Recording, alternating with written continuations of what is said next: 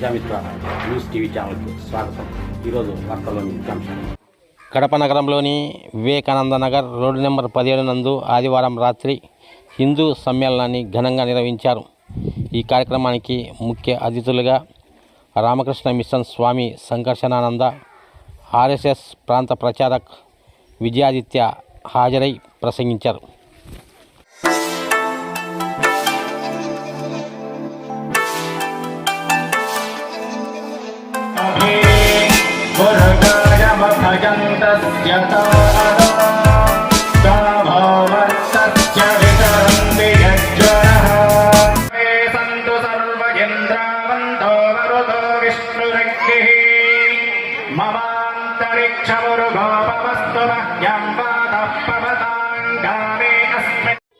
RSS నగర pracharak Bhaskar Reddy, focus English medium high school correspondent Padmanabhareddy, RSS ప్రాంతీయ ప్రచారక్ జయాదిత్య ఈ సందర్భంగా సమావేశంలో ప్రసంగిస్తూ ఈ భారతదేశ సనాతన ధర్మం కోసము, సంస్కృతి కోసము పాటుపడుతున్న ఆ సంస్థకు కృతజ్ఞత భావంతో దేశవ్యాప్తంగా లక్ష్య బస్తీ మీటింగ్లు జరుగుతున్నాయి.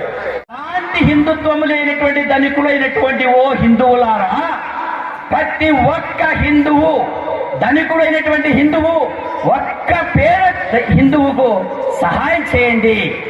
అలాంటి హిందువు కుటుంబాన్ని ఉద్ధరించండి. సువిశాలమైనటువంటి భారతదేశంలో హిందుత్వం అనే పదం తప్ప ఇంకొకటి రాబోయే కాలంలో వినిపించకుండా మన ముందున్నటువంటి ఆర్ఎస్ఎస్ నడిపిస్తుంది.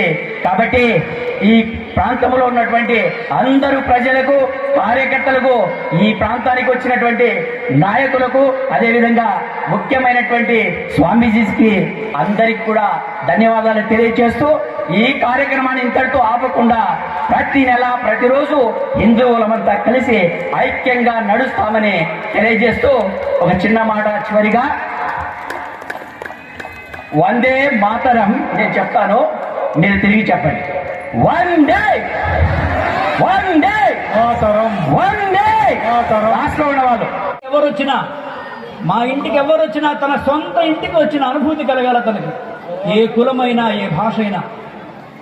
అంటే ఇవాళ హిందూ సంస్కృతిని మనం ఆచరించే సమయం వచ్చింది. కేవలం ప్రవచించే సమయం కాదు, ఉపదేశించే సమయం కాదు, ఇవాళ ఆచరించే సమయం వచ్చింది. అందరిలో భగవదంశం ఉంది అన్నప్పుడు ఒక కులం వాళ్ళని తక్కువగా చూసి మా గుళ్ళోకి రావద్దు అన్నామే. ఇది ఆచరణలో వచ్చిన పతనం. ఇది అలా చేస్తే నష్టమేంటి? హైందవేతరులు వాళ్ళ ప్రార్థనా మందిరాలు తలుపులు తెరిచి, ద్వారములు తెరిచి ఉన్నవి రండి అన్నారు. ఇక్కడ నువ్వు ద్వారాలు ఎందుకు మూసేవు? కాబట్టి మనం ఆచరణలోకి మనం తీసుకురావాలి మన మహాత్ముల సందేశాలు, ఆదర్శాలు. శ్రీరాముడు చేశాడు అలాంటి పని, శ్రీకృష్ణుడు అలాంటి పని చేశాడు. ఆ వేదము, ఉపనిషత్తు ఎక్కడైనా చెప్పిందా? కొద్దిమందిని కులం ఆధారంగా గుళ్ళోకి రానివద్దని, మీ చెరువులో నీళ్లు తాగనివద్దని ఎక్కడైనా చెప్పిందా? ఇలాంటి ఒక దుస్థితి కారణంగా దేశానికి ఈ దుస్థితి వచ్చింది. ఇది మళ్ళా మార్పు రావాలి. మనం అందరూ సంకల్పం చేయాలి. అందుకనే మా ఇంటికి ఎవరు వచ్చినా మా సొంత వాడిగా అతనికి అనిపించాలి. మన మాట, మన తీరు, మన నడవడి, మన వ్యవహారము తన సొంత ఇంటికి వచ్చిన అనుభూతిని అతనికి మిగిల్చాలి. ఈ సామరస్యం మనందరూ సాధించాలి. ఇది మొట్టమొదటిది.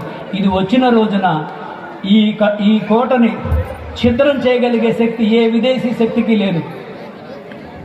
ఇది లేనందునే మనం ఛిద్రమైపోయాం, విడిపోయాం, పడిపోయాం. ఇది వచ్చిన రోజుని సామరస్యము ఈ జాతిని ముక్కలు చేసే ఏ శక్తి ఆటలు సాగవు, పన్నాగాలు సాగవు.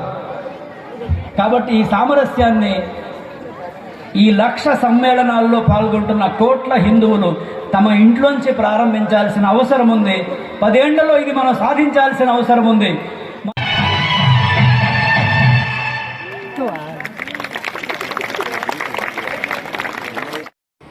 మరిన్ని వీడియోల కోసం ఛానల్ సబ్స్క్రైబ్ చేయండి, షేర్ చేయండి, లైక్ చేయండి.